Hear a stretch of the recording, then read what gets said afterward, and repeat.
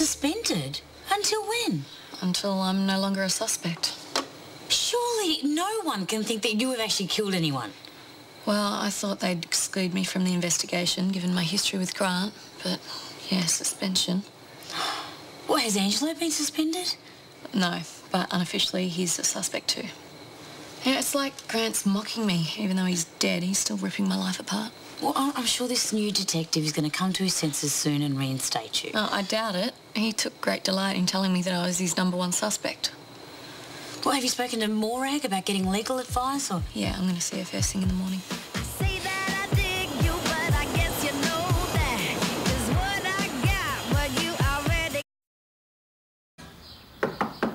Come in.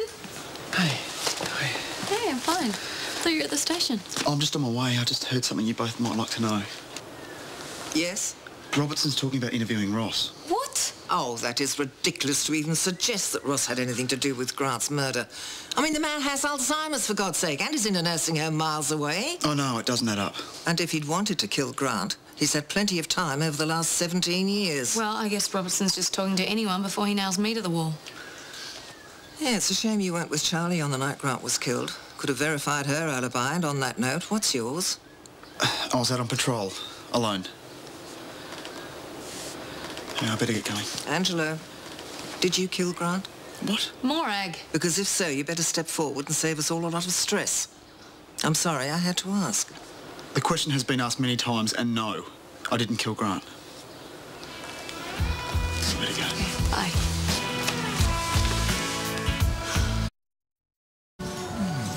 Sorry, what adventure beckons? Well, I've got a little reading to catch up on first, but then I've got a murderer to catch.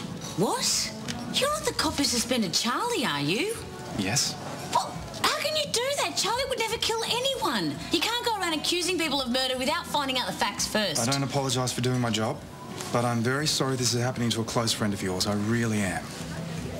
So about this coffee. Oh, sorry. How would you like it? I'm one for the sweet things in life, so I'll have a cappuccino with 2 sugars and a generous shake of chocolate dust. I love that stuff.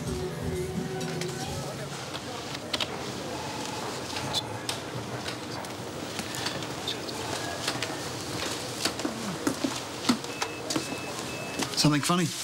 Hilarious. Even Gus thinks it's funny. Gus. Gus. Right. So why are you reading my file? For fun. It's entertaining, I'll give you that. But I can't help feeling it's just a little incomplete. You know what it reminds me of? That book, Picnic at Hanging Rock. Do you know it? I've seen the film. What's your point? My point is that the book originally had a chapter explaining what happened to the girls. So right after they disappeared at the rock, they magically turn into these butterflies and birds and they fly away into the bush. Of course, at the time, the work was considered unpublishable until a savvy editor came along and cut the butterfly chapter from the manuscript and turned it into a real mystery. Your file reads a little bit like that. Like it's got a chapter or 3 missing. I mean, for one, you should never have gotten that cop uniform back, but like magic, something's happened, everything's been forgiven, and you were set free like a butterfly. Not everything's been forgiven. Maybe. And maybe someone higher up has decided to edit a few chapters. The question I keep asking myself is, why?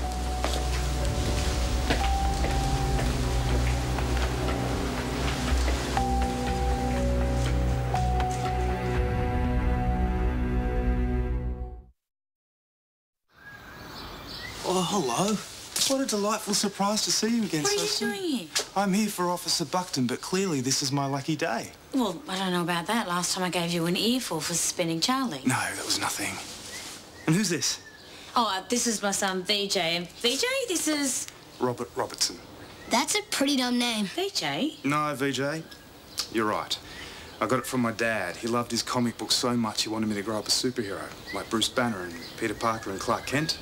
They've all got alliterated names. You know, the repetition of the same sound, hence Robert Robertson. I have to say, though, VJ's a very cool name. Thanks. Perhaps we're both superheroes in the making. Detective Robertson? I'm Morag, Ross's wife. So, can we go and get this over and done with? Let's indeed. You know, you and Charlie are more than welcome to be present during the interview. Oh, thank you. Great, we will. Perfect. We'll take your car. Now, I just want you to know I'm doing what any detective would do in this situation. Crossing the I's and dotting the T's. Don't you mean crossing the T's? Thank you, VJ. Crossing the T's. I mean, us heroes wouldn't want to let the bad guys go free now, would we? See you guys. After you.